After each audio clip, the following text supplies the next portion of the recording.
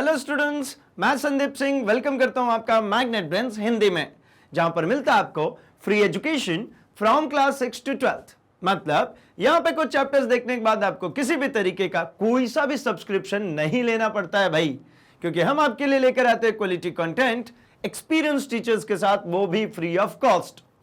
तो जैसा कि हम मिला करते हैं हमारे फिजिक्स सब्जेक्ट के साथ, जो हमारे विज्ञान का ही एक हिस्सा है, और हम डिस्कस कर रहे थे हमारे पूरे चैप्टर्स को, जहां पर हमने समझा हमारे कॉन्सेप्ट वीडियोस के माध्यम से हर एक छोटे बड़े कॉन्सेप्ट्स को।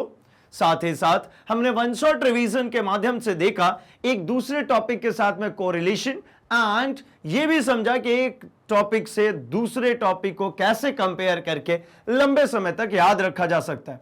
साथ ही साथ हमने एमसीक्यूज क्वेश्चंस को देखे, जहां पर हमने पूरे चैप्टर को समराइज किया एंड सारे की कॉन्सेप्ट्स को एमसीक्यूज के फॉर्मेट में याद कर लिया। इसके बाद हम लोगों ने देखा हमारे मैग्नेट ब्रेन्स टेस्ट पेपर को एंड मोस्ट इंपॉर्टेंट क्वेश्चंस की सीरीज को।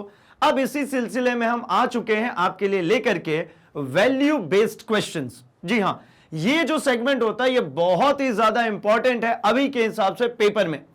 वहां पे अभी आपको 5 मार्क्स का एक ऐसा क्वेश्चन पूछा जा रहा है जहां पर एक पैसेज गिवन होता है एंड उसके बेसिस पे कुछ क्वेश्चंस गिवन होते हैं।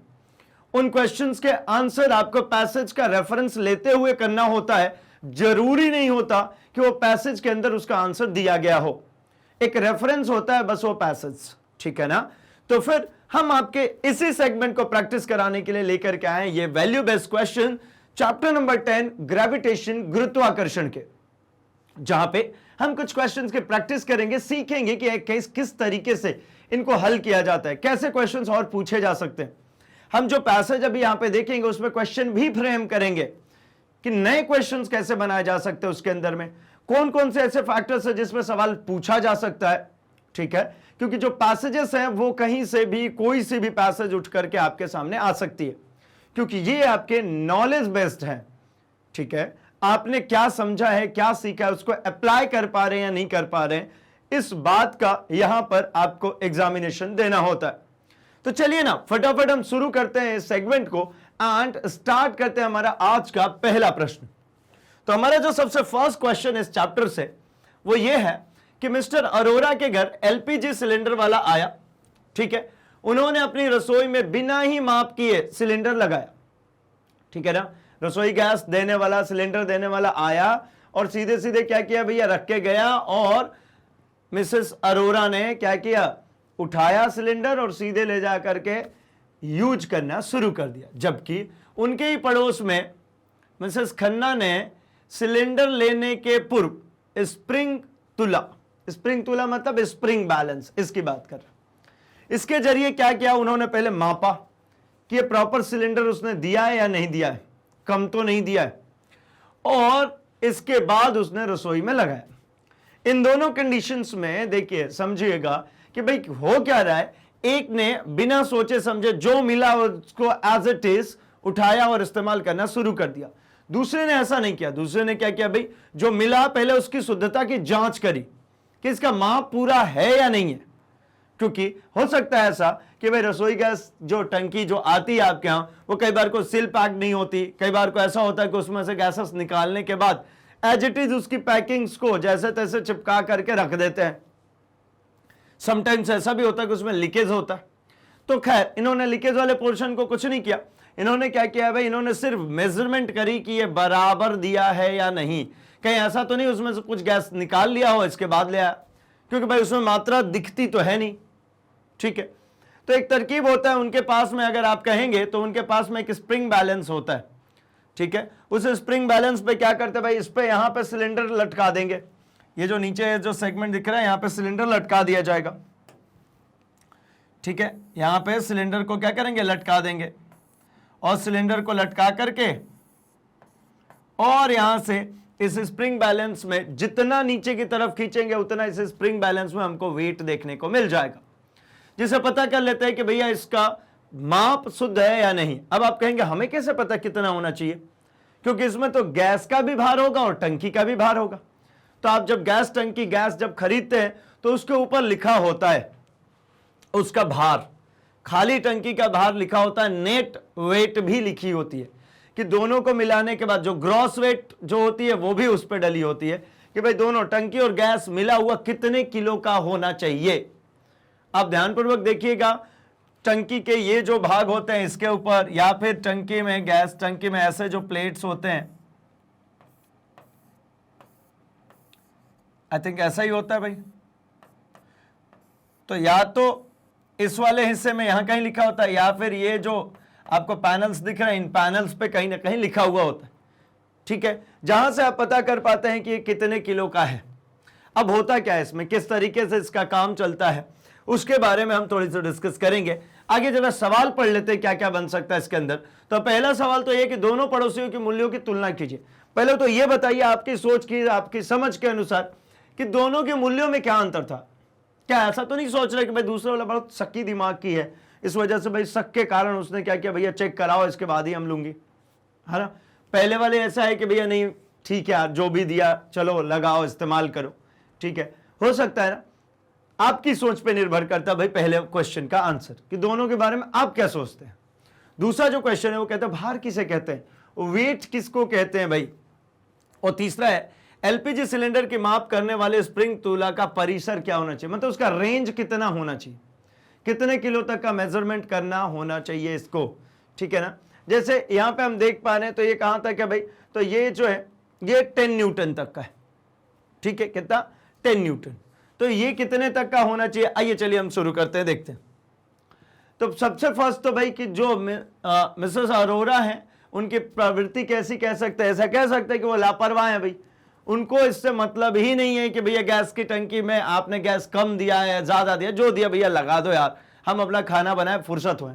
जबकि मिसेस खन्ना जो है, ठीक है, उनका क्या है भाई, वो माप के प्रति सचेत हैं, जागरूक हैं, उनको पता है ये मेरे राइट से कि मैंने अगर पैसे दिए हैं तो इसका पूरा माप होना चाहिए, ठीक है।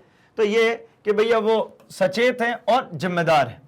दूसरे का आंसर कि भाई जो भार है वो किसको कहते हैं, भार। तो भार का मतलब समझिए, मैं इस स्प्रिंग बैलेंस को भी इसी के जरिए आपको सिखा दूं। एक ये फिक्स पॉइंट से एक ऐसा स्प्रिंग लटक रहा है, ठीक है, और इस स्प्रिंग के ऊपर जो लटक रहा है, इस स्प्रिंग के ऊपर यहां मान लीजिए यहां पे हमने एक लगा दिया है ऐसा मीटर। मीटर मतलब क्या, एक निडल, और इसको ऐसा भरा पूरा सा पैक कर दिया इसको। यहां पे एक लग गया हुक, यहां पे हमको जो है जो भी वेट लटकाना है वो यहां लटकाऊंगा। अब इसके बाद क्या करेंगे हम भाई, तो हम देखिए यहां पे मार्किंग्स बनी होगी पहले से इसको कैलिब्रेट किया जाता है, पहले से इसको डिजाइन किया जाता है, जहां पर हम चेक करते हैं हर एक भार को रख के जो स्टैंडर्ड वेट है उसके अकॉर्डिंगली इसको मेजर कर लेते हैं। जो स्टैंडर्ड वेट है उसके अकॉर्डिंगली, लाइक सपोज अगर ये 10 न्यूटन का नीचे की तरफ फोर्स लगाता है तो ये इसको यहां पे शो करेगा, ठीक है ना। अगर मान लीजिए 10 न्यूटन का फोर्स हटा दिया तो ये स्प्रिंग क्या होगा भाई, ये स्प्रिंग श्रिंक हो जाएगा, और ये स्प्रिंग जैसा मान लीजिए अब कहां पहुंच जाएगा। चलिए एक काम करता हूं, मैं इसको हटा के बताता हूं। अगर ये 10 न्यूटन का हटा दिया तो ये स्प्रिंग कैसा बचा होगा भाई, तो ये ऐसा श्रिंक हो गया भाई। अगर मान लीजिए कम का लगाया, मान लीजिए 3 न्यूटन, तो 3 न्यूटन के लिए बस इतना सा स्प्रिंग खुलेगा, ठीक है ना। ये जो इसके साथ में वेट लटक रहा है वो लटक रहा है। सिमिलरली अगर उससे कम है मतलब वो स्प्रिंग का खुलना इस वेट पर निर्भर करेगा, गुरुत्वाकर्षण द्वारा लगाए गए बल के ऊपर निर्भर करेगा। तो कोई भी चीज, जैसे इसी की बात करें, इसके ऊपर क्या हो रही है, तो गुरुत्वाकर्षण बल नीचे की तरफ काम कर रहा है। नीचे की तरफ जो गुरुत्वाकर्षण बल काम कर रहा है मतलब ये जी, और इसका कुछ ना कुछ क्या होगा, मास। तो बल बराबर क्या होता है भाई, बल बराबर होता है हमारा द्रव्यमान इंटू त्वरण। अब इसी को थोड़ा सा ऐसे समझ लीजिए कि ये बल अब हो चुकी है गुरुत्वाकर्षण बल, या मैं ऐसा कह देता हूं गुरुत्वीय बल। तो भाई क्या हो जाएगा, द्रव्यमान तो वैसे का वैसा ही रहेगा, द्रव्यमान इंटू गुरुत्वीय त्वरण, इंटू गुरुत्वीय त्वरण, द्रव्यमान इंटू गुरुत्वीय त्वरण। इससे ये निकल जाएगा, मतलब क्या हो गया भाई, जो F इक्वल्स टू निकलेगा हमारा क्या, mg। इसी को, यही जो मेजरमेंट है इसी को हम कहते हैं क्या भाई, भार। यही हमारा भार। तो क्या कहेंगे भाई, जिस बल के द्वारा पृथ्वी वस्तुओं को अपनी ओर खींचती है उसे भार कहते हैं, ठीक। अगला जो क्वेश्चन है, इसका परिसर कितना होना चाहिए? तो 0 से 50 केजी के आसपास होना चाहिए भाई। 0 से 50 केजी का वेट होना चाहिए उसके ऊपर। मतलब जो इसकी मिनिमम यहां पे वैल्यू है वो मान लीजिए 0, और ये मैक्सिमम कहां तक? 50 केजी तक। ठीक। क्यों ऐसा भाई? वो ऐसा इसलिए क्योंकि जो हमारी सिलेंडर आती है वो नॉर्मली 14.5 केजी तक की होती है और अप्रोक्सीमेटली 15 केजी, ये दोनों अप्रोक्स वैल्यू लिख रहा हूं मैं, अप्रोक्सीमेटली 15 केजी, कोई टंकी 16 केजी की भी, ये दोनों मिलाकर के होता है, मतलब अप्रोक्सीमेटली 30 केजी के आसपास का तो ये है ही। ठीक है ना? तो जो रेंज है हमने 50 केजी का रखा हुआ है स्प्रिंग बैलेंस का, जिससे कि हम एक्यूरेट वैल्यू बता सके। हो सकता है कहीं पे ज्यादा हो, मान के चलिए 20 केजी की टंकी हो गई और उसमें 15 किलो भरा आ रहा है। ठीक है, तो इसलिए कहां तक का रख लिया भाई? 50 केजी तक का उसका रेंज रख लिया। मतलब 0 केजी से लेकर के 50 तक के लिए वैलिड होगा, 50 केजी तक की वैल्यू को बता सकेगा। ठीक है ना? आगे बढ़ते हैं जरा अगले क्वेश्चन की तरफ, क्वेश्चन नंबर 2 पे। सेकेंड क्वेश्चन कह रहे हैं कि दो छात्र रमेश और दिनेश आपस में चर्चा कर रहे थे कि उनकी चर्चा का विषय भार और द्रव्यमान था। दोनों क्या कर रहे थे भाई? डिस्कशन कर रहे थे। एक बात कर रहा था भार के बारे में और एक द्रव्यमान, या फिर ऐसा कह सकते दोनों भार और द्रव्यमान के बारे में डिस्कस कर रहे थे। अभी जस्ट हमने भार के बारे में पढ़ा। भार क्या होता है भाई? द्रव्यमान गुणे त्वरण। मतलब भार और त्वरण, भार और जो द्रव्यमान है ये दोनों अलग अलग चीज है। तो दोनों डिस्कस कर रहे हैं। क्या कह रहे हैं भाई? तो रमेश ने कहा कि किसी वस्तु का भार पृथ्वी की सतह पर भिन्न भिन्न स्थानों पर भिन्न भिन्न हो सकता है। रमेश का क्या कहना भाई कि अगर कोई वस्तु है उसका जो वेट है हमारी अर्थ सरफेस पे अलग जगह जाएंगे, अलग अलग हो जाएगी। जबकि दिनेश ने कहा कि द्रव्यमान की तरह भार भी अपरिवर्तित रहता है। देखिए, रमेश का कहना है कि बदल जाएगा, जबकि दिनेश का कहना है कि भाई ये बदलेगा नहीं, ये हर जगह कैसा रहेगा? सेम रहेगा, जैसे कि द्रव्यमान हर जगह सेम है। शिक्षक महोदय ने कहा कि जो रमेश है वो सही है। मतलब रमेश ने क्या कहा था भाई? रमेश ने कहा था कि जो भार है ये परिवर्तनशील है। ये कैसा है भाई? ये परिवर्तनशील है, ये बदलता रहेगा। ठीक है। और टीचर ने क्या कहा है? टीचर ने कहा रमेश सही है। जबकि दिनेश का कहना था कि नहीं भाई, जो द्रव्यमान जैसे भार जो भी है वो भी कांस्टेंट रहेगा। दिनेश का कहना है क्या है भाई? कि भार जो है वो अपरिवर्तनशील है। अपरिवर्तनशील का मतलब भाई कि ये बदलेगा नहीं। तो टीचर महोदय ने, शिक्षक महोदय ने कह दिया भैया ना, दिनेश का जो लॉजिक है ये गलत है। ठीक है। तो क्वेश्चन देखिए, पहाड़ों तथा पृथ्वी के केंद्र पर किसी वस्तु का भार किस प्रकार परिवर्तित होगा? भाई पहाड़ों पे चले जाएंगे तब, और पृथ्वी के केंद्र पे चले जाएंगे तो भार कैसे निकलेगा? भार के दो अभिलक्षण बताइए और रमेश और दिनेश के द्वारा दर्शाए गए मूल्य समझाइए। ठीक है ना?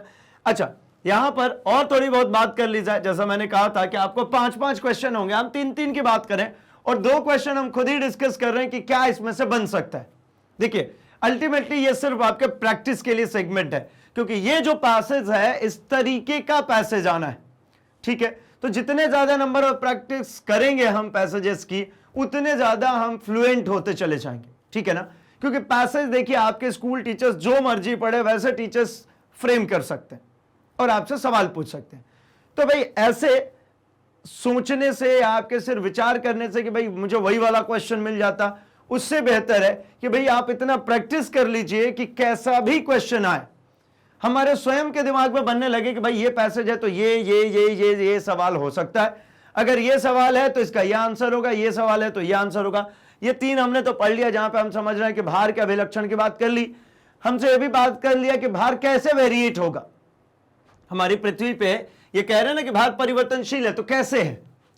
और भी बात कर सकते हैं कि भार और जो द्रव्यमान था, ये भार और ये जो द्रव्यमान था, एक प्रश्न ऐसा भी तो हो सकता है कि भार और द्रव्यमान में क्या अंतर है, या फिर दोनों सेम है? तो हम कहेंगे नहीं भाई, ये दोनों अलग हैं। हमने भार बराबर देखा द्रव्यमान इंटू त्वरण, तो भार और द्रव्यमान दोनों अलग अलग चीज हैं। भार वो तत्व है जिसके कारण आप ऐसा समझ सकते हैं कि हमारी पृथ्वी किसी भी वस्तु को अपनी सेंटर की तरफ आकर्षित कर रही है, जबकि द्रव्यमान पदार्थ की मात्रा होती है कि वो पदार्थ किस चीज से मिलकर बना है, कितनी उसमें पदार्थ की मात्रा, उसको द्रव्यमान कहते हैं। कि वही पदार्थ अगर रियल में एग्जिस्ट कर रहा, वास्तव में है, तो उसका कहीं पर भी लेकर के चले जाइए द्रव्यमान जीरो नहीं होगा, द्रव्यमान होगा, मतलब वो वास्तव में है। जबकि भार शून्य हो जाएगा, ये सेकंड कंडीशन, सॉरी यहां पे केंद्र पर फर्स्ट कंडीशन, जहां पर वस्तु को कहां ले जाए, केंद्र पे लेकर चले जाइए, वहां पे जो गुरुत्वीय त्वरण का मान है वो जीरो हो जाएगा और वहां पे भार क्या हो जाए, शून्य हो जाए। मतलब भार और द्रव्यमान दोनों अलग अलग है। एक सवाल यह भी हो सकता था कि क्या भार और द्रव्यमान दोनों शून्य हो सकते हैं, तो हम कहेंगे भाई भार तो शून्य हो सकता है, द्रव्यमान शून्य नहीं होगा। द्रव्यमान शून्य होने का मतलब होता है कि वस्तु है ही नहीं, सिर्फ परिकल्पना है।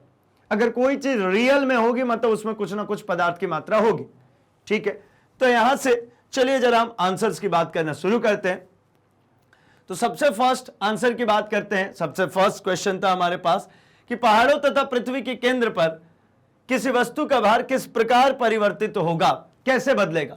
तो देखिए हमारा जो वेट है, जैसे मान लीजिए हमारी पृथ्वी, इसके द्वारा किसी वस्तु पे, सी ये एक वस्तु है, इसके ऊपर क्या किया जा रहा है भाई, तो इसके ऊपर गुरुत्वीय बल लगाया जा रहा है। क्या कर रहे हैं यहां पे, इसके ऊपर हम लगा रहे हैं गुरुत्वीय बल।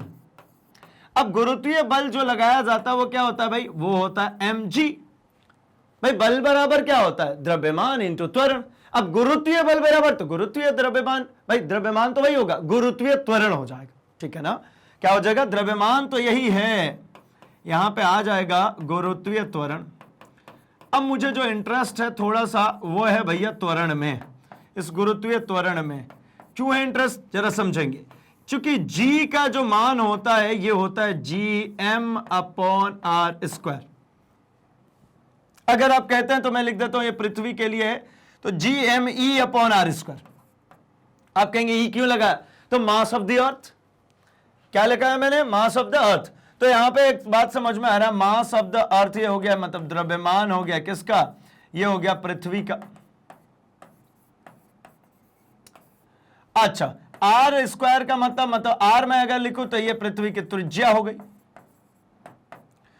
अब g तो होता ही कांस्टेंट है भाई, इस g में तो आपको कुछ सोचने की जरूरत है ही नहीं। 6.67 इंटू 10⁻11 न्यूटन मीटर स्क्वायर पर kg स्क्वायर, इसमें तो कोई दिक्कत नहीं। मेन चीज किसकी थी भाई, इस r की। तो क्या मैं इस फॉर्मूले को फर्दर ऐसा लिख सकता हूं, F इक्वल्स टू, ये स्मॉल m है ही, कैपिटल Gm/r² या me लिख लीजिए। तो F बराबर मुझे फाइनली एक रिजल्ट मिल रहा है जो दिख रहा है क्या भाई, तो Gme, थोड़ा छोटा लिखता हूं नहीं तो कंफ्यूजन आएगा, m/r²। अब सीधा सिंपली आप समझ के देखिए, तो यहां क्या दिख रहा है भाई, इसके बाद मैं यहां लिखता हूं कि F जो है वो इनवर्सली प्रोपोर्शनल है किसके, r² के। F जो है वो क्या है, व्युत्क्रमानुपाती है दूरी के।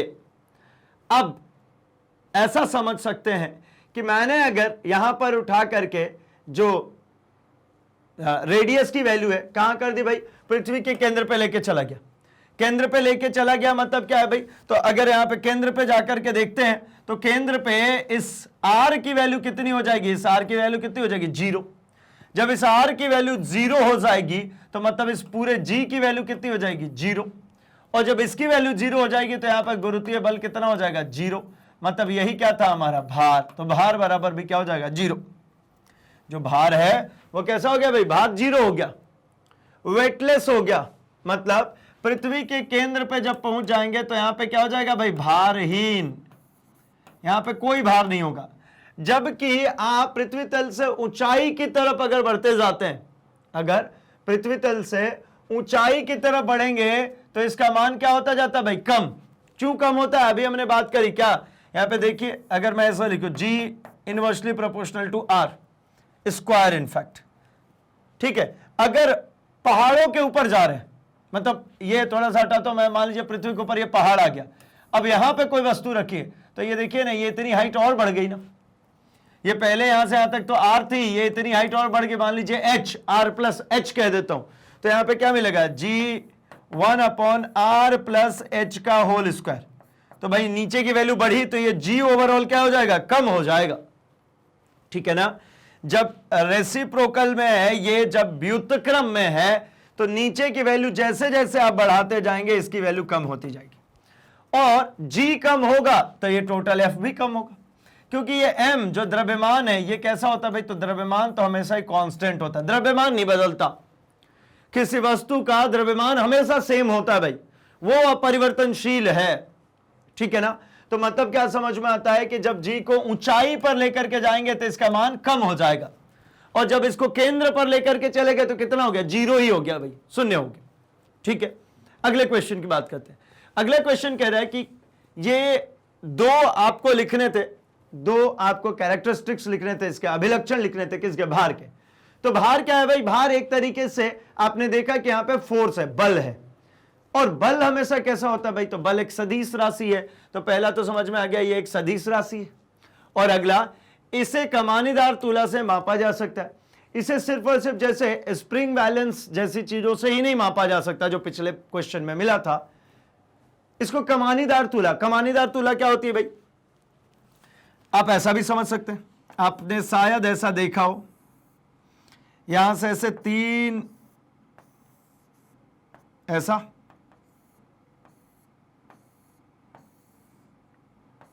ऐसा तुला शायद आपने देखा हो भाई, एक तरफ वेट और एक तरफ जो भी सामान को मेजर करना है वो रखते हैं, और ऐसा बीच से टांगते हैं, फिर ये दोनों तरफ से लेफ्ट एंड राइट होकर के खुद को बैलेंस करता है, और जिस वेट को बैलेंस कर लेगा, यहां पे कुछ भार रखते हैं, उसको बैलेंस करेगा, हम कह देते हैं कि भाई इतने का भार इसके पास है, ठीक है ना। या फिर अभी के हिसाब में ये तो जरूर ही देखा होगा, एक ऐसा भी तुला होता है,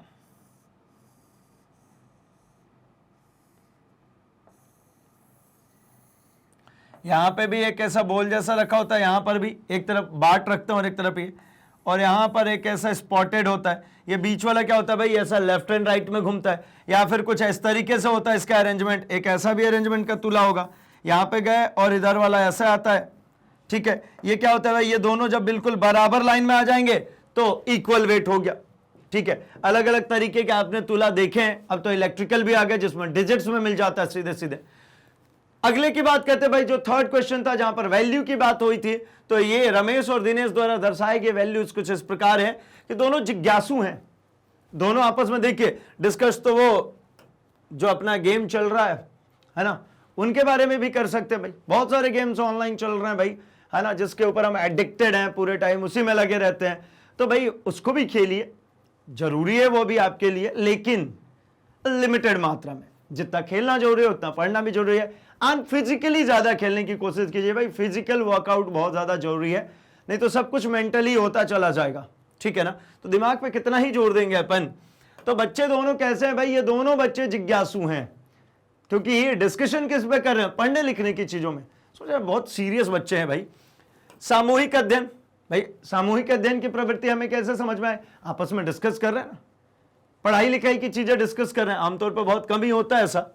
वाद विवाद की परिचर्चा में अभिरुचि है, ऐसा भी कह सकते हैं कि भाई नहीं, दोनों अपने अपने शब्दों पे अडिग थे और टीचर के पास पहुंच गए कि नहीं भाई, एक ने कहा कि जो द्रव्यमान है वो अपरिवर्तनशील है, और एक ने कहा नहीं, द्रव्यमान जो है वो परिवर्तनशील है, सॉरी भार जो है अपरिवर्तनशील है, और दूसरे ने कहा भार जो है वो अपरिवर्तनशील है। और इसको डिस्कशन करते करते पहुंच गए कहां पे भाई, टीचर के पास, उनसे डिस्कस किया, उनसे पूछा, तो जिज्ञासु हुए ना, आपस में डिस्कशन किया, मतलब क्या है भाई, वाद विवाद की परिचर्चा है, ठीक। चलिए, तो यहां पे हम देख चुके हैं इनके तीनों के आंसर्स को, जरा बढ़ते हैं हम अपने अगले क्वेश्चन, क्वेश्चन नंबर 3 यहां कह रहे हैं कि महेश ने कक्षा में गुरुत्वाकर्षण के सार्वत्रिक नियम के बारे में पढ़ा, उसे यह आश्चर्य हो रहा था कि टेबल और कुर्सी या अन्य वस्तु एक दूसरे की ओर क्यों नहीं खिसकते, जबकि प्रत्येक वस्तुओं के बीच आकर्षण बल कार्यरत है। उसने जैसे गुरुत्वाकर्षण का नियम पढ़ा, जहां पे उसने देखा कि भैया दो वस्तु हमेशा ही अगर द्रव्यमान है तो एक दूसरे की तरफ क्या होते हैं भाई, आकर्षित होते हैं, एक दूसरे को खींच रहे होते हैं। तो उसने कहा ये टेबल पे रखे हुए जो टेबल पे रखी हुई जो बुक्स हो, या फिर जो हमारा टेबल और कुर्सी है, या फिर और कोई भी वस्तुओं की बात कर ले, उसका बैग है, उसकी बुक्स हैं, ये सब एक दूसरे को आकर्षित करती हैं, तो भैया जा जाके सबको एक साथ चिपक जाना चाहिए। लेकिन ऐसा नहीं हो रहा, ऐसा क्यों, तो मतलब गलत तो नहीं दिया बुक में, क्या है भाई आगे, तो आगे भाई अब वो परेशान हो गया कि भाई ऐसा क्यों हो रहा है भाई कि ये नहीं खिसक रहे, जबकि हमने ये जो नियम पढ़ा और हमने सुना हुआ है कि जो नियम हम पढ़ते हैं, जो हम समझते हैं, वह एक्चुअली रियल लाइफ में लाई करती है, वो रियल लाइफ में मिलती है हमको, लेकिन वो देख रहा है कि भाई ऐसा तो हो ही नहीं रहा। तो वो पहुंच गया भैया टीचर के पास, महेश शिक्षक महोदय के पास गया तथा उनके द्वारा कुछ गणना और उदाहरण देकर बताए जाने पर वह संतुष्ट हुआ। तो भैया मास्टर जी ने क्या किया, मास्टर जी ने उसको समझाया कि भाई ये ऐसा क्यों हो रहा है, किसके कारण हो रहा है, कुछ उदाहरण दिए, तब जाके वो सेटिस्फाइड हुआ, संतुष्ट हुआ। शिक्षक महोदय ने क्या बताया होगा, उनके द्वारा दर्शाए गए क्या मूल्य है, भाई टीचर जो है उनकी क्या मूल्य है और उन्होंने क्या समझाया होगा कि आखिर ऐसा क्यों हो रहा है, कि क्या किताब में गलत दिया भाई, वो रिप्रिंट करने में कुछ मिस्टेक हो गया, या फिर कुछ होगा उसके पीछे लॉजिक। महेश के किस गुण की आप सराहना करेंगे, और तीसरा गुरुत्वाकर्षण के सार्वत्रिक नियम का सूत्र बताइए। तो बताइए भाई, आप भी बताइए, इन तीनों का आंसर आप कमेंट सेक्शन में कर सकते हैं कि आप क्या सोच रहे हैं।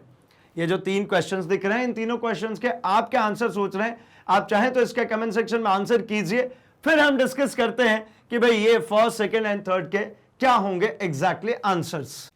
देखिए, इसके आंसर की जब हम बात करते हैं तो हम जरा समझते हैं गुरुत्वाकर्षण के नियम को, है ना, जिसके तहत हम ये समझते हैं कि 2 द्रव्यमान अगर एक दूसरे के करीब रखे होंगे तो दोनों के बीच में आकर्षण बल होता है, जिसके कारण वो दोनों एक दूसरे को अपनी ओर खींच रही होती। ये समझ लीजिए, ये 2 द्रव्यमान हो गया, एक ये हो गया मेरा m1, ये हो गया मेरा एक m2, ये दोनों एक दूसरे के ऊपर बल लगा रहे हैं और एक दूसरे को आकर्षित कर रहे हैं। इस संदर्भ में जो फोर्स होता है वो होता है भाई F equals to Gm1m2 upon में d स्क्वायर, और d कौन भाई, तो ये यहां से यहां तक कि इनके बीच की ये जो दूरी है वो सेंटर से सेंटर तक की। किंतु जब ये जो कंडीशन गिवन है इसके अनुसार क्या हो रहा है कि भाई ये समझेंगे, महेश ने ये पढ़ा था, इसके अकॉर्डिंगली उसको समझ में आया था कि ये दोनों एक दूसरे को आकर्षित कर लेनी चाहिए, मतलब ये दोनों पिंड एक दूसरे की तरफ खिसकने चाहिए। किंतु हुआ कुछ ऐसा कि उसने देखा, सपोज, और यहां पे लिखा हुआ अन्य वस्तु भी, तो मैं एक काम करता हूं, मैं बना लेता हूं एक मेज, और इस मेज के ऊपर में 2 बुक्स रखी हुई हैं, एक ये और एक इधर साइड में रखी हुई बुक दूसरी। इन दोनों बुक्स की मासेस की जब हम बात करते हैं तो सिमिलरली कह देता हूं मैं कि भैया ये m1 मास का और ये m2 मास का है, और ये दोनों ही मासेस एक दूसरे को क्या करेंगे भाई, तो दोनों एक दूसरे को क्या कर रहे होंगे, अट्रैक्ट, खींच रहे होंगे। तो इनको खिसक के जाके चिपक जाना चाहिए, क्योंकि ये फॉर्मूला तो यही कह रहा, ये जो नियम है गुरुत्वाकर्षण का वो तो यही कह रहा। किंतु हो ये रहा है कि ये जो टेबल होगा ये रखी कहां होगी, हमारी पृथ्वी पर ही, तो इसके ऊपर इन दोनों द्रव्यमानों के ऊपर नीचे की ओर एक बल लग रहा है, इसके ऊपर एक नीचे की तरफ और इसके भी ऊपर एक नीचे की तरफ, और ये भी गुरुत्वाकर्षण बल ही है भाई जो नीचे की तरफ लग रहा है। तो इन दोनों के बीच में जो आपस में बल लग रहा है और जो गुरुत्वाकर्षण बल का मान है, उन दोनों की जब मैं बात करूं तो देखिए इन दोनों के बीच में आपस में लगने वाला बल यही होगा Gm1m2 अपॉन d स्क्वायर, जो भी इन दोनों के बीच में है। लेकिन जो गुरुत्वीय बल की बात करूं एक एक पे, तो देखिए अगर मैं m1 पे बोलता हूं तब ये हो जाएगा Gme m1 अपॉन में r स्क्वायर। ठीक इसी प्रकार से m2 पर इंडिविजुअली जो पृथ्वी द्वारा लगाया जाए गुरुत्वाकर्षण बल है वो ये है। अब यहां पर अगर हम समझेंगे तो me का मतलब क्या है भाई, तो me का मतलब है पृथ्वी का द्रव्यमान। ये क्या है भाई, पृथ्वी का द्रव्यमान। अब आप स्वयं बताइए कि यहां पर जो मुझे बल देखने को मिल रहा है, ये बल भाई समानुपाती है किसके, द्रव्यमान के, मास के। तो जिनके बीच का ज्यादा मास होगा वहां पे फोर्सेस ज्यादा होंगी। समानुपाती का मतलब क्या होता है, द्रव्यमान ज्यादा होगा तो बल भी ज्यादा होगा। तो एक बात समझेंगे कि इसके ऊपर जो नीचे की दिशा में जो ये फोर्स लग रहा है ये है भाई हमारा Fm2, और यहां पे जो लग रहा है ये है हमारा Fm1। कौन सा बल बराबर हो या फिर कौन सा बल बड़ा होगा, क्या ये F इक्वल्स टू Gm1m2 मतलब इन दोनों के बीच में जो आपसिक फोर्स लग रहा है वो ज्यादा होगा, या फिर इस M2 पे पृथ्वी द्वारा ये लगाया गया गुरुत्वाकर्षण बल ज्यादा होगा। तो आप कहेंगे कि भाई ये Me वाली जो वैल्यू है, मास ऑफ द अर्थ, ये वाली वैल्यू ज्यादा होगी, अतः ये दोनों वैल्यू ज्यादा होंगे। अर्थात कुछ ऐसा लिखना चाहूं मैं अगर तो लिख सकता हूं कि बल जो पृथ्वी द्वारा लगाया जा रहा है m1 पे, वो बल जो दोनों के बीच में आपस में लगाया जा रहा है तो उससे ज्यादा होगा। उसी तरीके से मैं m2 की बात करता हूं तो ये वाला बल इस f से ज्यादा होगा। मतलब ये f जो है ये m1 और m2 यानी दोनों किताबों के बीच में लगने वाला बल है। तो इन दोनों पिंडों के बीच में लगने वाले बल से ज्यादा इनके इंडिविजुअल के ऊपर लगने वाले गुरुत्वाकर्षण बल ज्यादा है। तो इफेक्टिव कौन सा होगा? गुरुत्वाकर्षण बल। अर्थात ये टेबल के बीच में एक घर्षण उत्पन्न होगा, जिस घर्षण के कारण ये दोनों एक दूसरे की तरफ नहीं जा पाएंगे। ठीक है, और टेबल है भाई तो रोके भी रखा है, इस वजह से ये नीचे भी नहीं गिर रहा। अर्थात ऐसा समझ में आता है कि जो टीचर ने बताया होगा वो यही बात बताई होगी भाई कि जब पृथ्वी के गुरुत्वाकर्षण बल की तुलना करें पृथ्वी पर ही उपलब्ध किन्हीं दो पिंडों के बीच में, तो पृथ्वी द्वारा लगाया गया गुरुत्वाकर्षण बल उन दोनों पिंडों के द्वारा आपस में लगाए जा रहे गुरुत्वाकर्षण बल के मान से ज्यादा होगा। और जिस बल का मान ज्यादा होता वही इफेक्टिव होता है। कुछ इस प्रकार से भी समझ सकते हैं, मास ऑफ द अर्थ बहुत बड़ी वैल्यू है और ये दोनों किताबें खूब होंगी भाई, तो 300-300 ग्राम 400-400 ग्राम की होंगी। चलिए, तो अगर 300-400 ग्राम की होंगी और ये कहां केजीज में है, ठीक है, क्विंटल्स में है भाई, ठीक है, और बात करूं टन्स में है ये तो, क्योंकि केजी में भी मल्टीप्लाई करते हैं, ठीक है, 10 टू द पावर करीब करीब 24, तो मतलब ये बहुत बड़ी वैल्यूज चली जाती है। अर्थात ये समझ में आता है कि जो मास ऑफ द अर्थ है वो बहुत ज्यादा, बहुत ह्यूज वैल्यू है, यानी पृथ्वी द्वारा जो इसके ऊपर गुरुत्वाकर्षण बल लगाया जा रहा है बहुत बड़ा है, तो इफेक्टिव वही वाला होगा ना, ये दोनों आपस में नहीं खिसकेंगे। यही आंसर दिया था टीचर ने किसको भाई, महेश को, जिसके जरिए वो सेटिस्फाई हुआ कि हाँ भाई ठीक है ऐसा ही हो रहा होगा, जिसके कारण ये दो ऑब्जेक्ट एक दूसरे की तरफ नहीं चिपक रहे।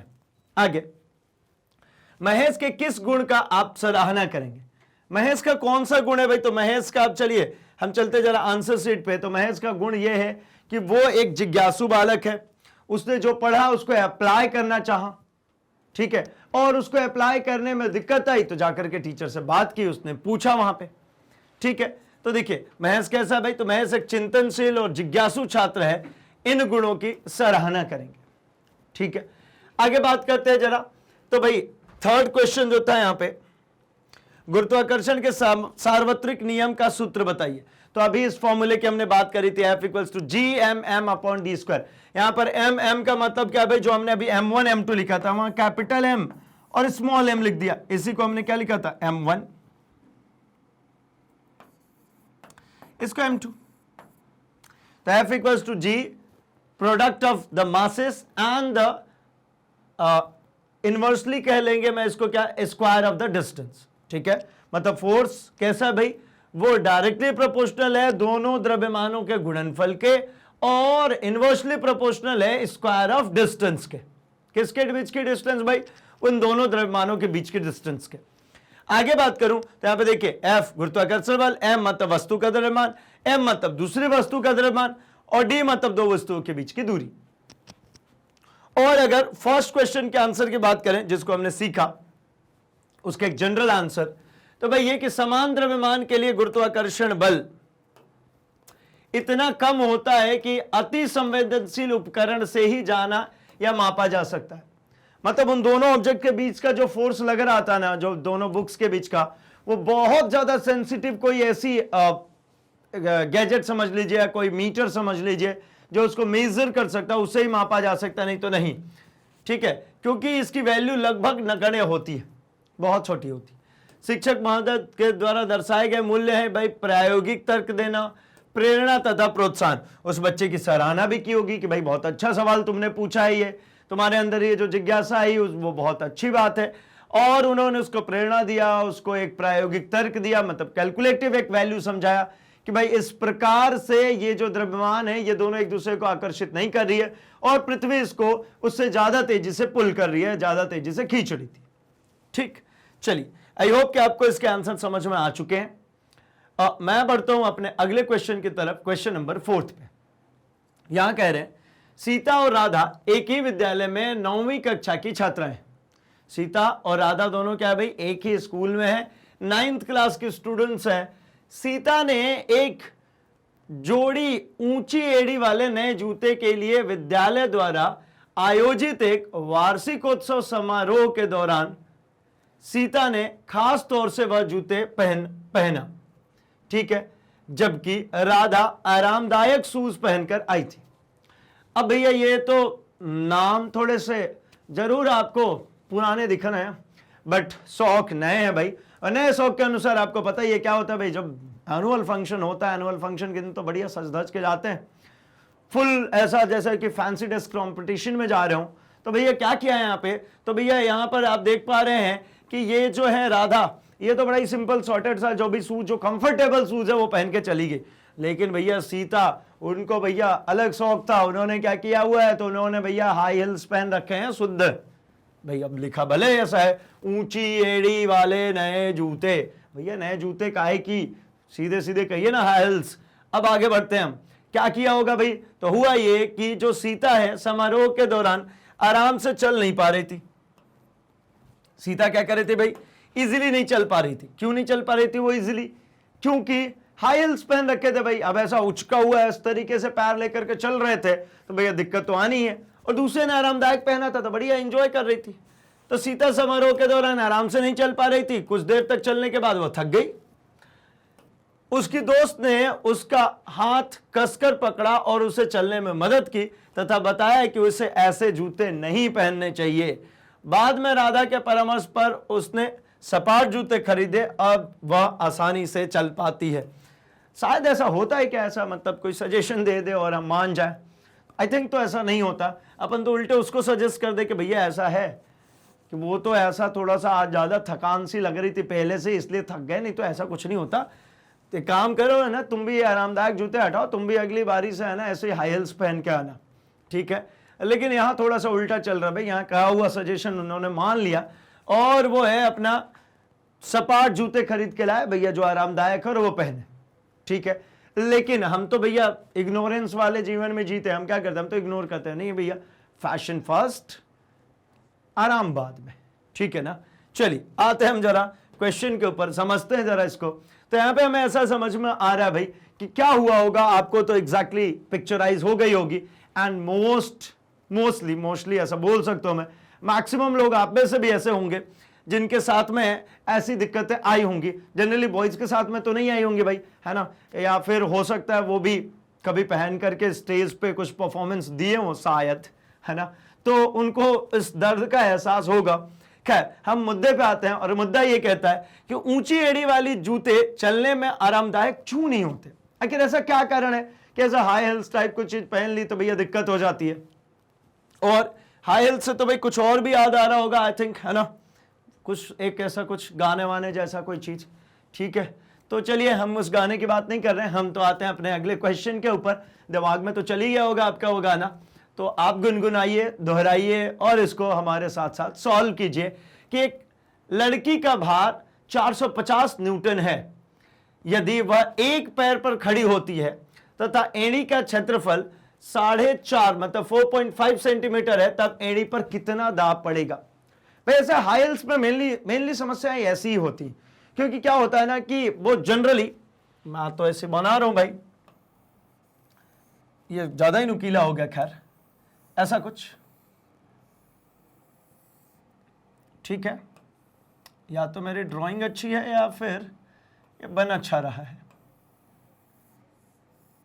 ठीक है ना, ऐसी कुछ स्लीपर होगा शायद।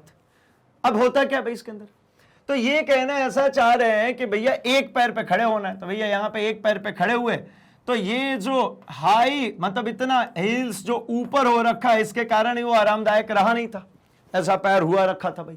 तो हो क्या रहा होगा इसके केस में, ये कहना चाह रहे कि अगर वो एक टांग पे खड़े हो जाए, एक टांग पे कैसे खड़े हो जाए भाई, तो भाई एक पैर उठा लिया, दूसरे पैर पे खड़े हैं, तो इसका मतलब ये होता है कि उसका जो टोटल वेट है, टोटल जो भार है 450 न्यूटन का, ठीक है,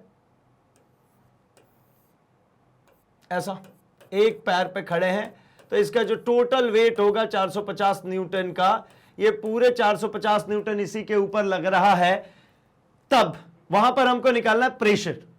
और अगले क्वेश्चन में हमको बात करनी कि राधा के क्या मूल्य थे, राधा ने फिर ऐसी कौन सी चीज समझा दी जिससे कि इनको समझ में आ गया और इन्होंने सपाट शूज खरीद लिए। तो आइए चलिए एक एक करके आंसर्स की बात करते हैं। तो पहला क्वेश्चन था ऊंची एड़ी वाले जूते चलने में आरामदायक क्यों नहीं होते। ऐसी जो जूते होते हैं ये चलने में आरामदायक क्यों नहीं होते भाई। तो चलने में आरामदायक इसलिए नहीं होते क्योंकि देखिए यहां पर मेन चीज है दाब का, प्रेशर का। इसी प्रेशर के कारण सब कुछ गड़बड़ होती है। जबकि देखिए नॉर्मल फ्लैटेड ऐसा अगर शू होता, ठीक है, ऐसा कुछ, तो ऐसे जूते आरामदायक लगते। क्या है दोनों में डिफरेंस। तो आप देखिए यहां पे ये ग्राउंड पे कितना ज्यादा एरिया इसका रखा हुआ है। ये भी जो सामने का पोर्शन होता है ये भी लगभग ऐसे ही आ जाता है भाई, लगभग रखा ही हुआ था जमीन पे। तो होता क्या है, दाब का जो फॉर्मूला होता है वो होता है क्षेत्रफल के ऊपर डिपेंडेंट। तो दाब बराबर क्या होता है भाई, तो दाब बराबर होता है प्रणोद बटा क्षेत्रफल, या फिर इसको कह सकते हैं आप ये बल बटा में क्षेत्रफल। प्रणोद क्यों, क्योंकि ये लगने वाला जो फोर्स है ये हमेशा परपेंडिकुलर नीचे की तरफ लगता है, लंबवत लगता है, और लंबवत लगने वाले बल को हम प्रणोद कहते हैं। तो मतलब ये क्या समझ में आ रहा है भाई, दाब बराबर क्या हो गया, प्रणोद बटा क्षेत्रफल या फोर्स अपन एरिया कहिए। अब यहां पर क्या होता है भाई कि अगर ऊंची एड़ी वाले जूते का आधार बहुत कम क्षेत्रफल जमीन के संपर्क में रहता है। अब ये देख लीजिए दोनों में, इसका इतना सा क्षेत्रफल संपर्क में, इसका इतना ज्यादा है, और भी इसमें कम हो सकता है भाई। इसलिए उस व्यक्ति के भार के कारण प्रणोद का प्रभाव जो है ज्यादा हो जाता है। मतलब ये जो दाब है ये क्या हो गया, प्रणोद मतलब क्षेत्रफल होता है। अब आपने देखा कि ये दाब क्षेत्रफल के व्युत्क्रमानुपाती है। क्षेत्रफल जितना कम होगा ये प्रणोद का मान उतना ही ये जो दाब का मान है उतना ही ज्यादा हो जाएगा। जबकि उसका वेट, जैसे यहां पे 450 न्यूटन दिया था ना, यह 450 ही रहेगा भाई। उसका वेट कम और ज्यादा चप्पल पहनने से नहीं हो रहा है, शूज पहनने से नहीं हो रहा है। किसकी वजह से हो रहा है भाई, सिर्फ और सिर्फ ये हो रहा है कि क्षेत्रफल कम हो रहा है, इसलिए दाब बढ़ रहा है, थकान इसीलिए हो रही थी। तो मतलब ये होता है भाई, अगर प्रणोद की बात करें तो ऐसा भी समझ सकते हैं, व्यक्ति का भार अपॉन में एड़ी का क्षेत्रफल। व्यक्ति का भार अपॉन, इसको भार जो लिखा है भाई इसको ऐसा समझ सकते हैं, एड़ी का क्षेत्रफल, इसको ऐसा भी समझ सकते हैं। ठीक है, इसे थोड़ा और क्लियर हो जाता है तो ऐसा भी समझ सकते हैं, उसका क्षेत्रफल हो गया। नेक्स्ट आगे देखें तो इस समीकरण से स्पष्ट होता है कि क्षेत्रफल कम होने पर दाब का मान जो है अधिक हो जाएगा। ये क्षेत्रफल जितना कम करते जाएंगे दाब का मान उतना ज्यादा ही अधिक होता जाएगा। ये सैंडल भैया और ऐसी पेंसिल जैसा बनाते चले जाएंगे, ये क्षेत्रफल और कम हुआ और ज्यादा उसको क्या होगा भाई, प्रेशर फील हो रहा होगा। ठीक है, आगे बढ़ते हैं जरा। तो अगले क्वेश्चन में ऐसा है कि हमको दिया गया था, देखिए सॉरी यहां पे, कि लड़की का जो भार है 450 न्यूटन का है, वह एक पैर पर खड़ी होती है और क्षेत्रफल 4.5 सेंटीमीटर का है, तब एड़ी पर कितना दाब पड़ेगा। तो यहां पे हमारे पास दोनों वैल्यूज रख ली हमने। भार है उसका 450 न्यूटन का, क्षेत्रफल है 4.5 सेंटीमीटर। अब दिक्कत इस बात की, क्षेत्रफल सेंटीमीटर में है और स्टैंडर्ड यूनिट किस में होती है भाई, तो स्टैंडर्ड यूनिट जो होती है वो होती है स्क्वायर मीटर में। ये जो है ये क्या है भाई, जो क्षेत्रफल गिवन है यहां पे ये स्क्वायर सेंटीमीटर है, और जो होता है हमारा क्या होता है भाई, वो स्क्वायर मीटर में होता है। तो इसका क्षेत्रफल अगर स्क्वायर मीटर में निकालना चाहें तो भाई इसके क्षेत्रफल को स्क्वायर मीटर में भी हम निकाल सकते हैं। क्या कर दे भाई, तो 4.5, ठीक है, इसको हम कर देते हैं 100 से और डिवाइड, तो कितना बच जाएगा, तो ये हो जाएगा 0.045। ठीक है, अब अगर हम इसको कंपेयर करते हैं किससे भाई, तो हमको पता है दाब जो होता है वो होती है क्या भाई, प्रणोद बटा में क्षेत्रफल। अब इसी फॉर्मूले को यूज करेंगे और आगे बात करेंगे। तो प्रणोद कितना है भाई, तो प्रणोद है उसका 450 न्यूटन। क्यों प्रणोद लिख रहा हूं, क्योंकि ये भार जो होता है ये F होता है, ये mg होता है, यही होता है 450 न्यूटन। ठीक है भाई, यूनिट न्यूटन में दिया है ना, इसी को भार कहते हैं। तो मतलब ये 450 न्यूटन अपॉन में 0.045, मतलब अगर इसको हम एलिमिनेट करते हैं तो 3 पॉइंट ऊपर और लगा दीजिए। ठीक है, तो ये 450 क्रॉस 1 2 3 डिजिट मतलब 1000 अपॉन में 45, इसको इससे कैंसिल कर दीजिए, 10 बार में कैंसिल हो गया, यानी 10,000। ठीक है, क्या हो जाएगा, न्यूटन पर स्क्वायर मीटर। ये आ गया यहां पर दाब, कितना आ गया भाई 10,000 न्यूटन पर मीटर स्क्वायर। ठीक है, चलिए आगे बढ़ता हूं मैं।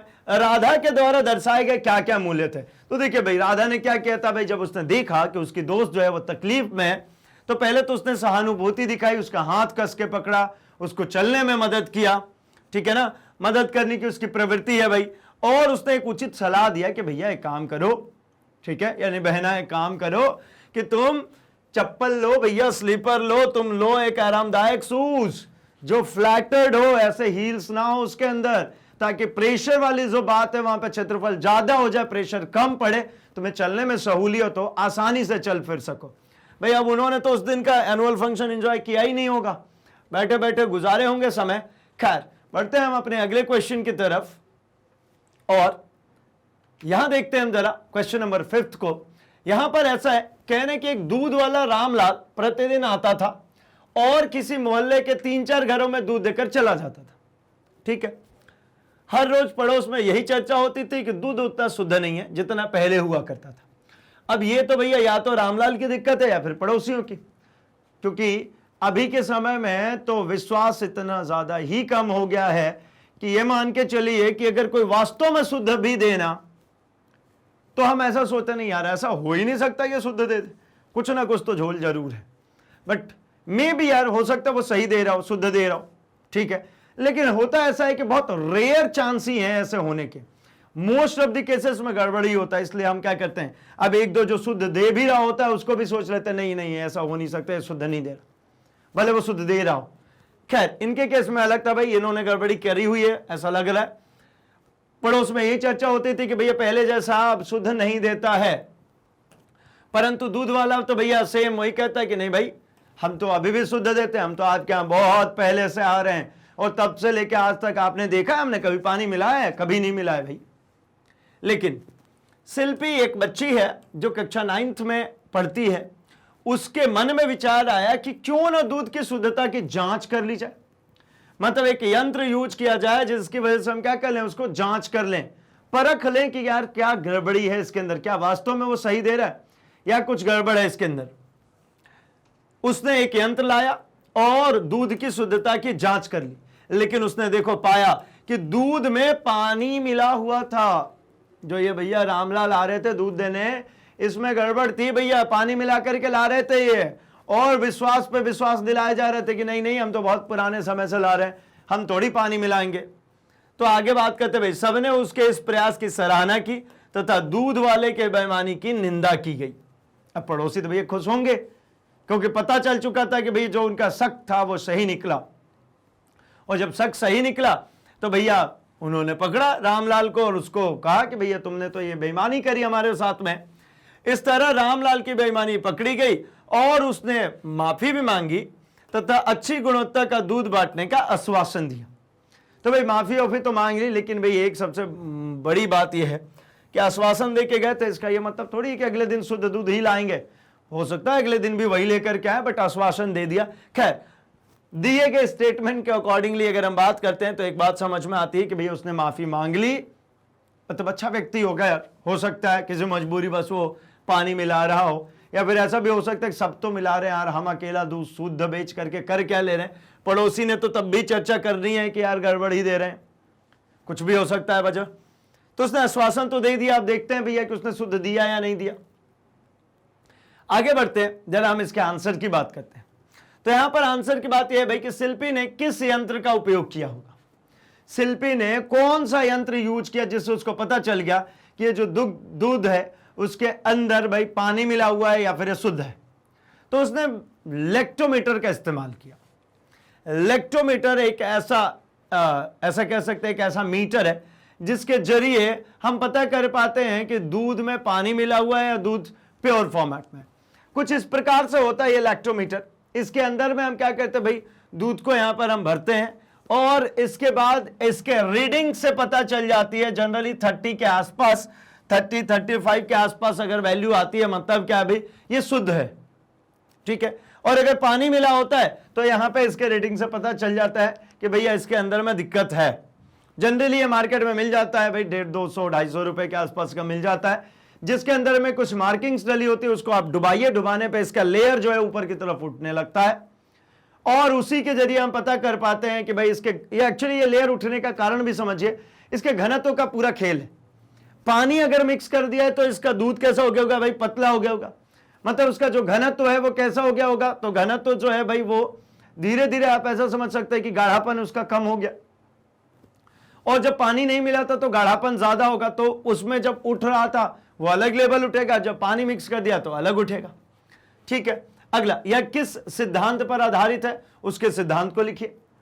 भाई ये जो ब्यूएंसी होती है, जो आर्किमिडीज ने दिया था प्रिंसिपल, उसी पर आधारित है भाई।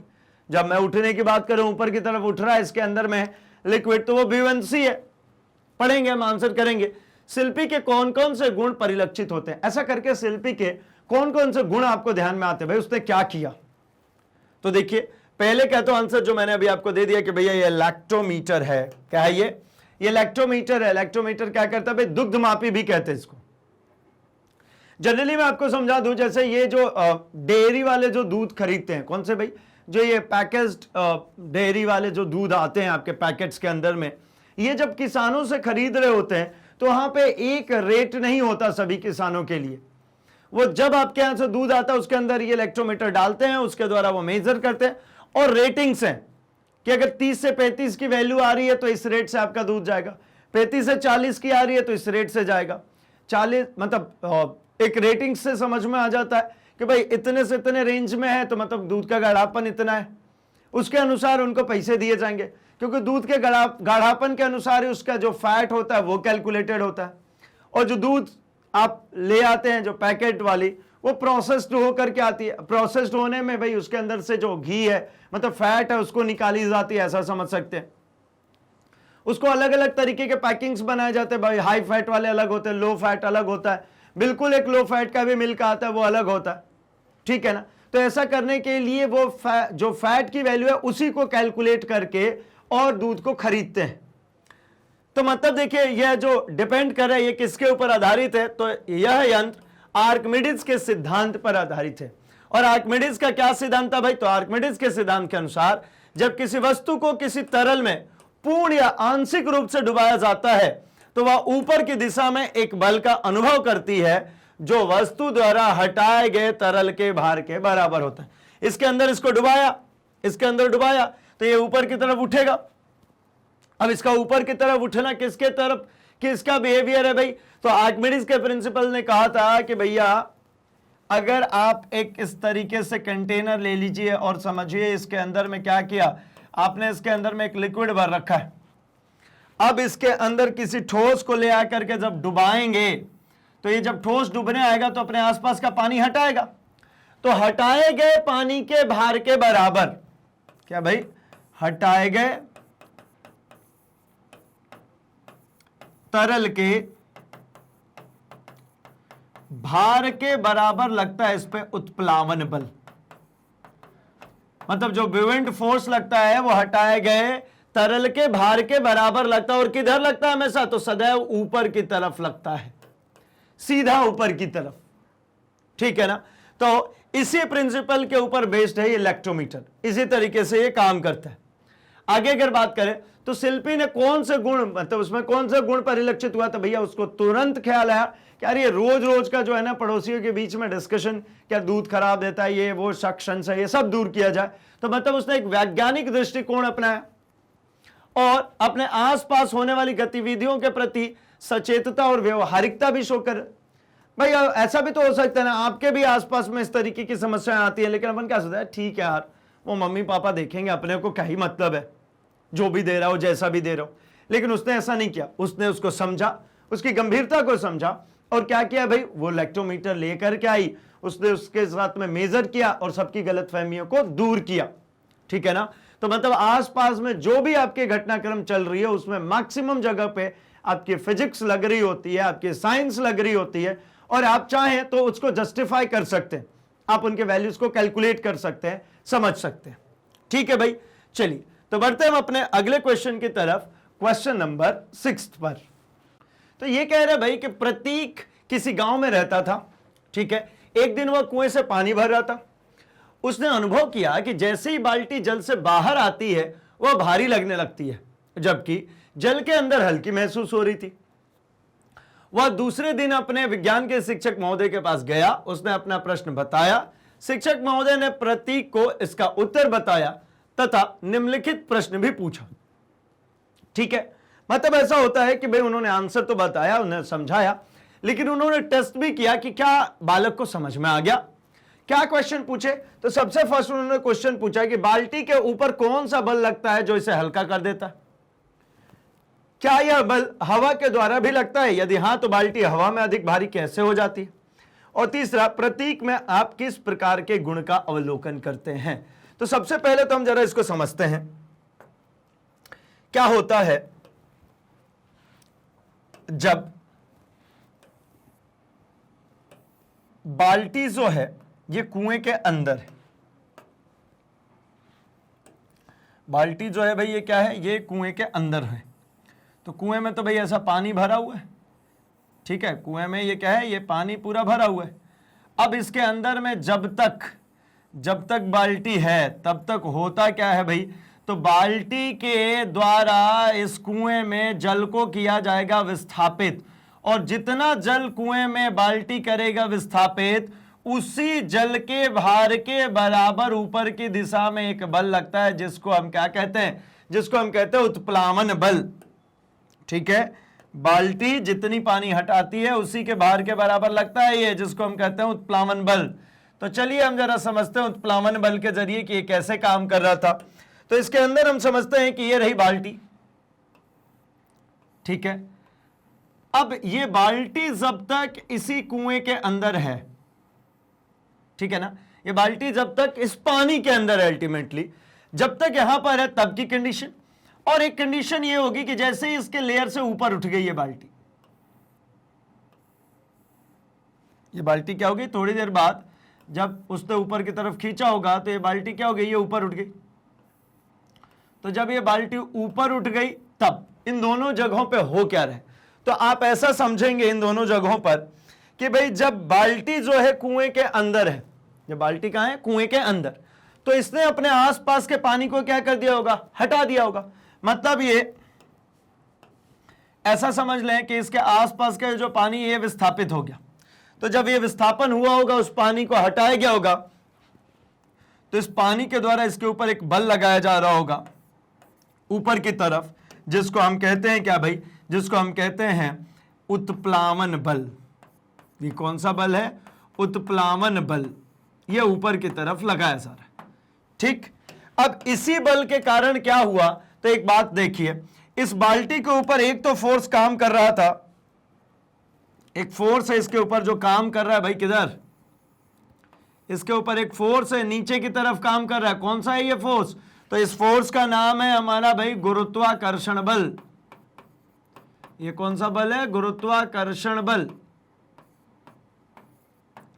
अब अगर ध्यानपूर्वक देखें तो यहां पर दो चीजें देखने को मिल रही है। एक ही बिंदु के ऊपर की तरफ लग रहा है कौन सा बल भाई, तो ऊपर की तरफ लग रहा है इस पे उत्प्लावन बल।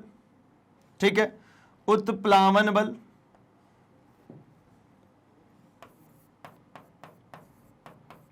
ब्यूवेंट फोर्स। और ठीक इसी समय इसी पर नीचे की तरफ एक फोर्स लग रहा है, जिसको हम क्या कह रहे हैं भाई, तो इसको कह रहा हूं मैं गुरुत्वाकर्षण बल। मुझे बस इतने में इंटरेस्ट है, अगर मैं इसको यू से नाम देता हूं, इसको एफ से, दो बल एक दूसरे के विपरीत दिशा में अगर कार्यरत हो, दो बल एक दूसरे के विपरीत दिशा में कार्यरत हो, तो हमेशा ही क्या होगा भाई, तो एफ माइनस यू हो जाएगा किसका, वस्तु का भार। जो वस्तु का भार है, जो फाइनली यहां पे मुझे महसूस होगी, वो कितनी होगी, तो वो हो जाएगी भाई u माइनस एफ। ठीक है, u माइनस एफ से क्या समझ में आता है, या फिर f माइनस यू कह लेता हूं। चलिए भाई, मुझे एक चीज तो समझ में आ रहा है कि ये जो नीचे की तरफ वाला भार है वो ज्यादा है, हल्की महसूस हो रही ना, तो u मतलब उत्प्लावन बल ने क्या कर रखा भाई, तो उत्प्लावन बल मुझे मदद कर रहा है कि ये बाल्टी ऊपर चली जाए, इसलिए मुझे हल्की महसूस हो रही थी। लेकिन जैसे ही यहां पर आई, यहां पर क्या होने लगा, तो यहां पर जैसे ही ये बाल्टी आई, इसके ऊपर सिर्फ और सिर्फ देखिए नीचे की तरफ बल काम कर रहा है, कौन, F, गुरुत्वाकर्षण बल mg। यहां पर जो गुरुत्वाकर्षण बल क्या होगा भाई, mg। वही mg अभी भी यहां पर क्या है, वही mg यहां पर कार्यरत है। अब u नहीं है, जो यहां पर u था जो कि इसमें से माइनस होकर कम कर रहा था, अब नहीं, ये सिर्फ mg की तरफ, नीचे की तरफ काम कर रही है। तो मतलब जब मैं यहां पे ऊपर की तरफ बाल्टी खींच रहा था या अब यहां पर खींच रहा हूं, तो दोनों ही जगहों पे यह महसूस हो रहा है कि यहां पर मुझे कुल बल जब यहां हवा में है तो मेरे द्वारा लगाया गया बल इस mg को अपोज करना चाहिए, ऐसा समझ सकते हैं। यानी इस mg के बराबर का बल लगाऊंगा मैं, यही भार होगा। लेकिन यहां पर ये mg में से यही भार क्या हो गया भाई, जब पानी के अंदर है तो ये mg माइनस u हो गया। मतलब कोई तो है जो मुझे मदद कर रहा है, यानी जो एक्चुअल भार है उसमें से u क्या हो गया, कम हो गया। उत्प्लावन बल ने उतना बल को क्या कर दिया, कम कर दिया मेरे लिए, इसलिए यह हल्का महसूस हो रहा है। तो मतलब आपको भी समझ में आ गया होगा कि जो उनके टीचर ने बताया उसका आंसर क्या होगा। उसका ये रहा आंसर कि कुएं के अंदर जब तक बाल्टी थी तब तक ये हल्की महसूस हो रही थी। कारण ये था कि इसके ऊपर ब्यूएंट फोर्स लग रहा था जो ऊपर की दिशा में मेरे लिए मदद प्रदान कर रहा था। जैसे ही हवा में गई ब्यूएंट फोर्स खत्म हो गया पानी का और ये हमको भारी महसूस होने लगी। किंतु यहां पर ये कह रहे हैं दूसरे में कि क्या हवा भी ऐसा काम करता है, तो भाई बिल्कुल, किसी भी फ्लूइड में इसको डुबोएंगे होगा, चाहे वो एयर हो या फिर वो लिक्विड हो। बस बात ये होती है कि ये लगाया गया जो उत्प्लावन बल है, इसके लिए मैं नीचे यहां पे फॉर्मूला लिख देता हूं। ये हमेशा हटाए गए जो द्रव्य होते हैं उनके, हटाए गए द्रव्य के भार के, ये द्रव है भाई, ठीक है ना, द्रव के, हटाए गए द्रव के भार के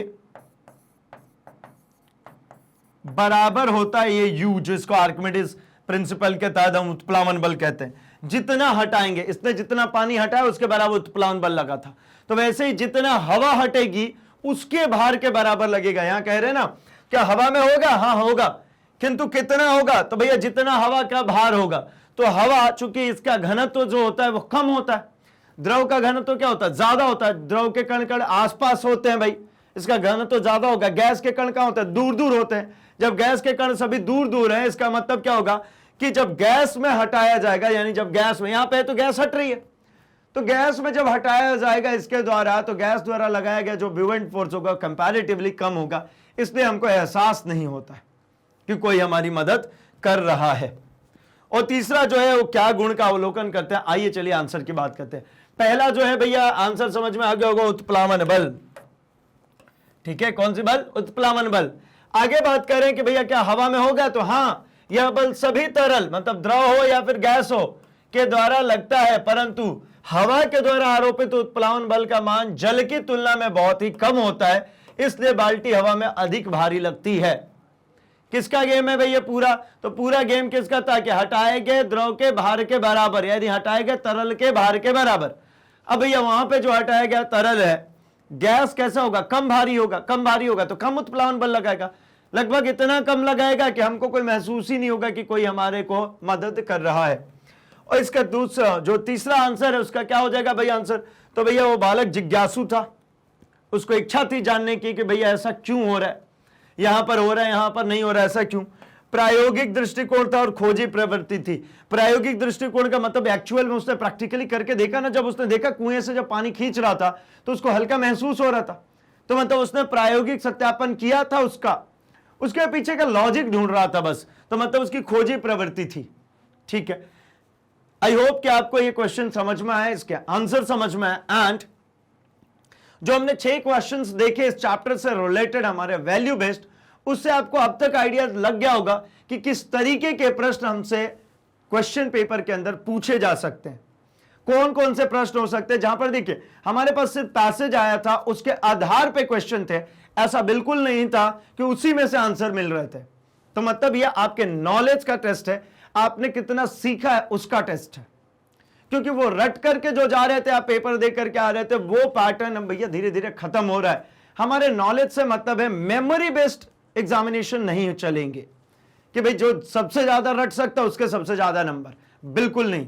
जो सबसे ज्यादा समझ सकता है, जिसकी समझ विकसित है, उसी के ज्यादा नंबर आएंगे भाई। और आप अगर मैग्नेट ब्रेन्स हिंदी के साथ में बने हैं तो ऐसी कोई समस्या नहीं आने देंगे कि आपको रटना पड़े। आप समझते हैं, आप सीखते हैं, तो बाकी सब्जेक्ट्स के लिए आप क्या करते हैं, तो आप अपने सर्च बॉक्स में लिखते हैं magnetbrains.com। कुछ इस तरीके से आपके सामने एक पेज ओपन होता है जहां पर आप अपने टॉप कोर्सेज को एक्सप्लोर कर सकते हैं।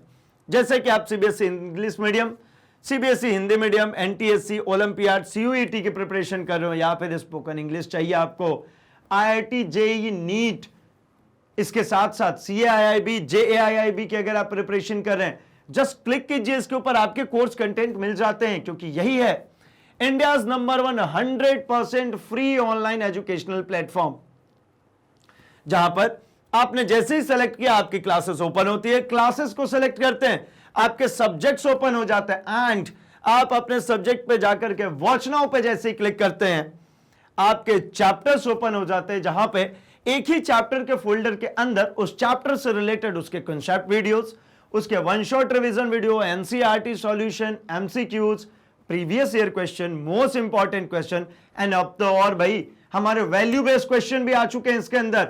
मतलब आपको भटकने की जरूरत नहीं है, सब कुछ सिस्टमैटिक सिंक्रोनाइज्ड ऑर्डर में अवेलेबल है। जस्ट आप इसके ऊपर क्लिक कीजिए, कुछ इस प्रकार से आपका वीडियो प्ले हो जाता है, जिसको कहीं पर भी आप पॉज कर सकते हैं, स्क्रीनशॉट ले सकते हैं, नोट्स बना सकते हैं, और सबसे अच्छी बात भाई, यहीं से नेक्स्ट वीडियो करके आप अपने अगले वीडियो पर जा सकते हैं। तो अभी के लिए इस वीडियो को लाइक कर दीजिए, चैनल को भैया सब्सक्राइब कर लीजिए, एंड इसे अपने दोस्तों में शेयर भी कर दीजिए भाई, क्योंकि मैग्नेट ब्रेन्स हिंदी लेकर के आता है free education from class 7th to 12th, quality content and experience teachers के साथ। तो बने रहिए हमारे साथ, हम मिल रहे हैं अपने अगले सेशन में और कुछ क्वेश्चंस के साथ। Thanks for watching.